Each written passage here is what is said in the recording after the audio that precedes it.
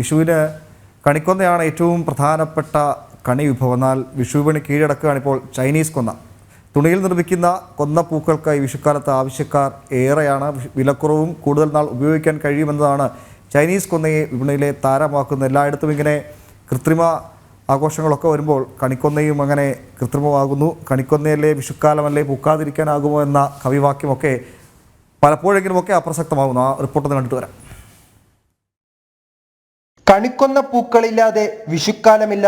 പുതിയ കാലത്ത് വിപണിയിൽ ചൈനീസ് കൊന്ന പൂക്കളാണ് ട്രെൻഡ്.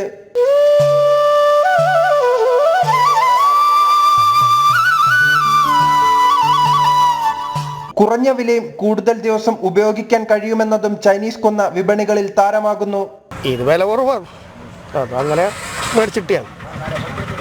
പിന്നെ ഒരു വിഷുവല്ലേ, വിഷുവാണ് കൊന്നപ്പൂവിന് വില കുറവാണ്, ഒരു വെറൈറ്റി ആയിട്ട് അങ്ങനെ. വിഷുക്കണിക്ക് പുറമെ മറ്റിടങ്ങളിലും ചൈനീസ് കൊന്ന നിറഞ്ഞു. 30 രൂപ കിട്ടുന്ന തുണിയാണ് ഇവിടെ വിൽക്കപ്പെടുന്നത്. കച്ചവടം അങ്ങനെ മനസ്സിലായി, കുഴപ്പമില്ല.